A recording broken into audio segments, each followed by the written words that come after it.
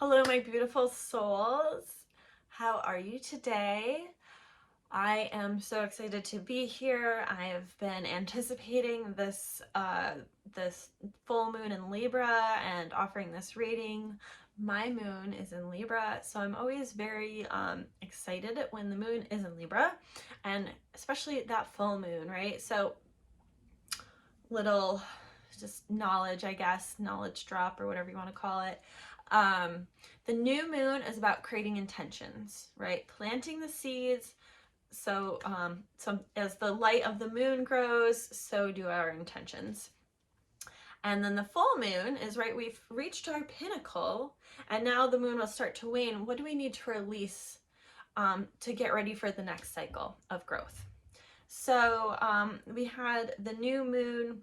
The way it works, I don't think I've ever explained this before. Not many people know this. So the new moon is when the moon and the sun are in exact alignment, and so that's why you don't see the moon. So if you're ever like, what sign is the moon in? The new moon is always in the same sign as the sun. So if the sun's in Scorpio, it's going to be a new moon in Scorpio. And then the full moon is when the moon is on the opposite side of the earth and it's getting all of the light of the sun. So it's going to be in the opposite sign that the sun is in. So if the sun is in Scorpio, it's going to be full moon in Aries, right? And so we have, Scorpio and Taurus. My apologies, let me slow down. I'm very excited. A little extra caffeinated. Anyway, so Libra and Aries are opposing signs. So when the sun is in Libra, the new moon will be in Libra and the full moon will be in Aries. And when the sun is in Aries, the new moon will be in Aries and the full moon will be in Libra, right? So, and that's really kind of a beautiful cycle, because then it's like every year we can evaluate, like, it's not just like that bi-weekly cycle, it's like a bi-yearly cycle. Like you can create intentions for the next 6 months as to like what you want to manifest for when the moon goes in its opposite position, right? So so we're in Aries, we're moving into the full moon in Libra, and the moon full moon in Libra is on a Thursday.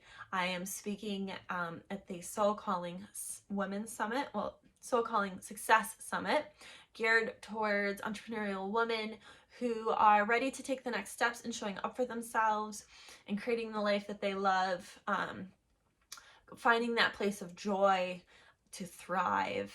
So I'm very excited that I get to speak at this summit when the moon is in Libra in the full moon, which is my moon sign. So it feels very auspicious for me. And I'm actually recording this video a day early, 2 days early, so that I can focus that day. But I am tuning into the energies of that full moon now, because we're still, the energy is growing. And so we get to look at what this full moon will help us release, and how we can, what we can let go of over the next 2 weeks before the new moon in Aries to help us create new beginnings and growth. So very exciting time. Today I pulled a couple oracle cards to kind of support the reading, and I have to giggle at what came up. I really need to slow down. Part of me is like, just stop and start over. No, we're gonna own it. It's okay. Let it be messy. I'm just a human, right? So anyway, I have the archetype cards from Caroline Miss. I really love these cards.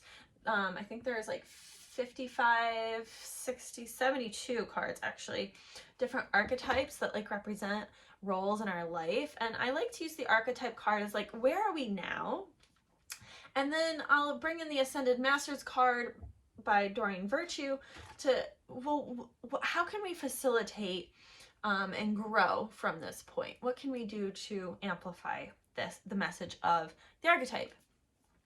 And so the archetype card I chose was the Destroyer, and I was like, woo, the light attributes, which is, reading this, I'm like, how appropriate for the full moon.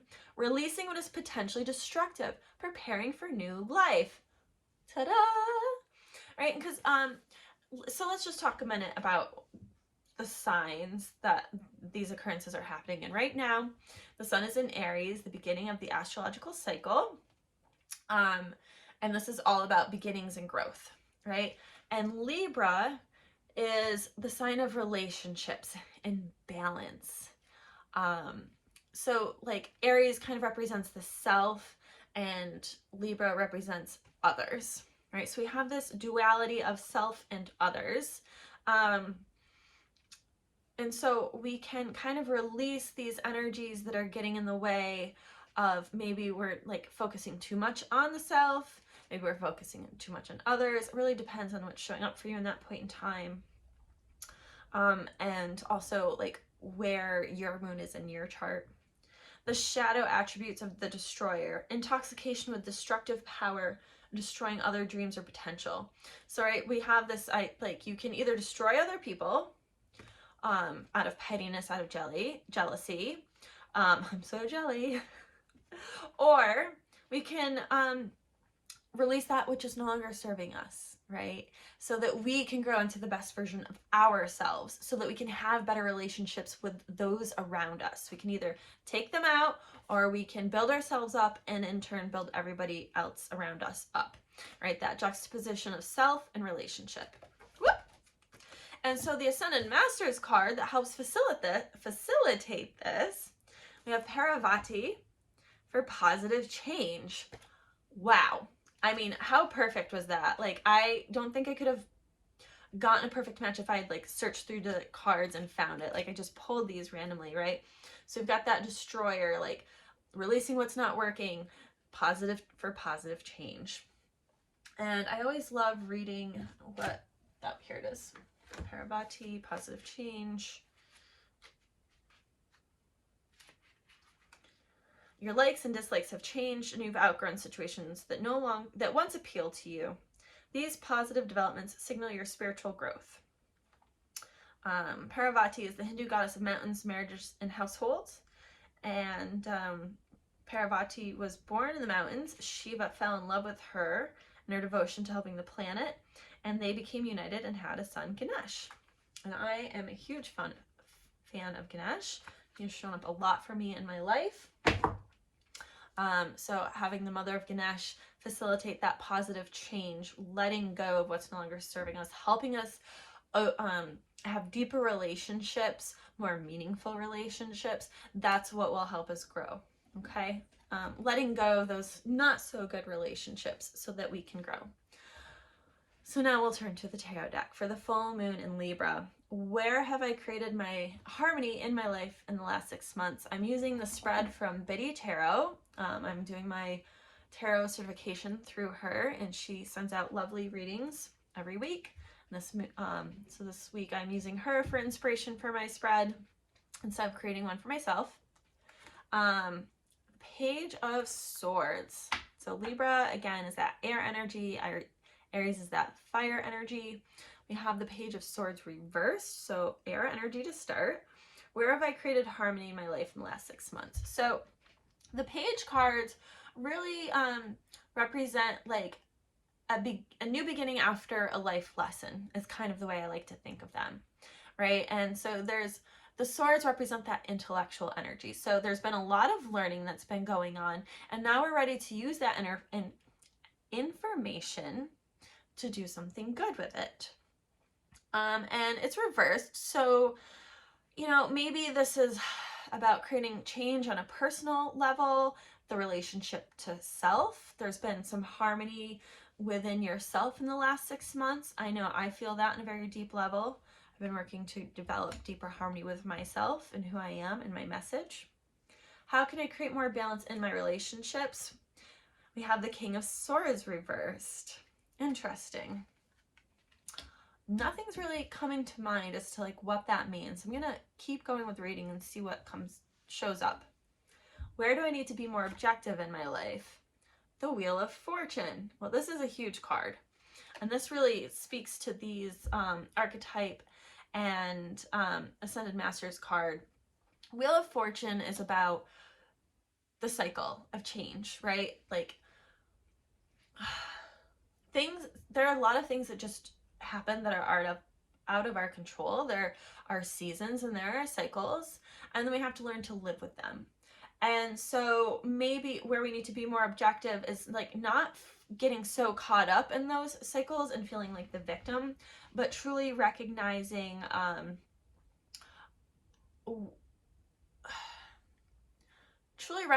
how we can have a little more grace as we go through these cycles in our life.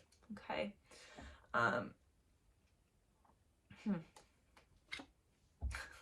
Interesting. There's a lot of sword energy, and the reading for the month of April was a lot of sword energy, and I really shuffled these cards before I did this reading. How can I cooperate more graciously with others? We have the Queen of Swords reversed, so we've got just about all of the court cards of the swords. They're all reversed, so that could be a symptom of maybe overthinking things. Maybe there's something we're willfully ignoring. So how can we release this? Where can I cooperate more graciously with others? You know, coming from that place of inner knowing, having a little more tact when we deal with others. Yeah, that's kind of what I'm getting. What beauty surrounds me now? Oh my God. We have the Ace of Swords reversed. All these reversed swords card. Wow. You can't make this shit up. All right, so again, Libra is that air sign. We've got a lot of swords here. We've got all the court cards, and then we've got the Ace of Swords. So there's this real sense of like, and how appropriate, we have the Wheel of Fortune and the new moon, that release, right? The cycle of releasing to be better, to create that positive change. These court cards really amplify like that next level knowing of the energies in this point in time and in this moment. And so really working to, you know, recognize what we don't want to look at, and maybe listen a little bit more. Okay. And what do I need to release in order to feel balanced? We have the Queen of Wands reversed. Wow. Okay, what does that mean? All right, so the Queen of Wands, again, we have this energy, this soft energy, and I feel like this is really appropriate, right? We're in that Aries energy, that fire energy. We've got that Queen of Wands. So what can we release?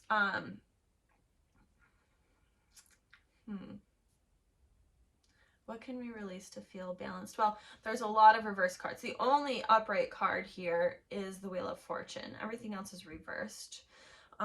So how can we feel balanced? You know, the Queen of Wands is really about like connecting on a deeper level to our ability to manifest our creative energy, our creative potential, that spiritual energy that exists within all of us.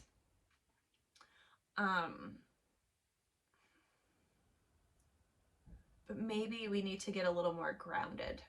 I feel like that fire showing up amidst all this air is like, we need to get a little more grounded. We really need to kind of like use that excess energy and put it somewhere.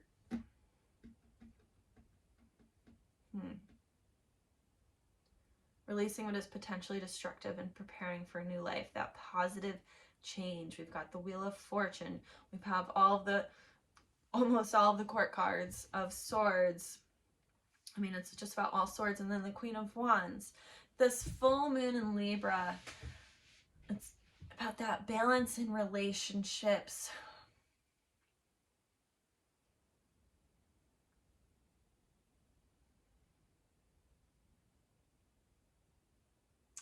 The King of Swords reversed. How can I create more balance in my relationships? Maybe, okay, I think I'm understanding now. The King of Swords, right? We tend to like think of ourselves, kings are viewed as being higher than or better than, and so maybe this is showing us that we need to view ourselves on a more equal footing with the people who are around us. And yes, there might be hierarchies of power if you're in a position of authority at your job or what have you, but recognizing that we are all still people. And even though you have that position of authority, you're not necessarily better than the people around you, right? And this could be true of, like, if you're a teacher student, it can be true of a parent and a child, right? Recognizing that we are all just people with the same needs and desires. And I feel like that'll really facilitate a lot of that positive change, right? One of my mantras is that the world will start to heal once we start with ourselves. And this comes from doing that deep inner work and recognizing like where our wounds are and how we respond to people the way we do. But that's also recognizing that in other people as well and giving them grace, right? Having that empathy. But there's like the sense, maybe like, you know, all this air energy, maybe we're overthinking it too much, right? Gotta like kind of let go of always analyzing and start to feel a little bit more. Yeah, the Queen of Wands is telling us we need to feel more. We need to stop thinking so much, get out of our heads, right? It's all reversed swords, and start to feel a little bit more. Keeping that empathy for ourselves and for others, but not in a way that's going to create a detriment, all right? Still having those proper boundaries so that we can have that positive change. Wow. Because at some point, that Wheel of Fortune again, wow,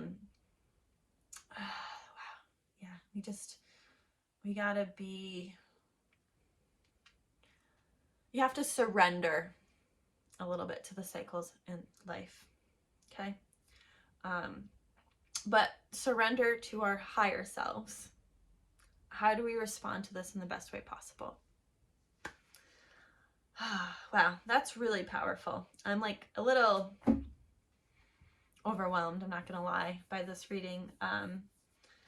So yeah, that's definitely gives me a lot of food for thought. I feel like there's a lot more to be said here. But I try to keep these videos to a certain time limit, just to honor everybody's time. So if you feel like this really brought something up for you that you really resonate with and you want to go deeper with, I do offer readings, one-on-one readings. The link to schedule is in the description below. Please like and subscribe so you can get notifications for the next reading that I will be offering. It is my intention that this message finds whoever needs to hear it most for the greatest love, light, and healing. Namaste.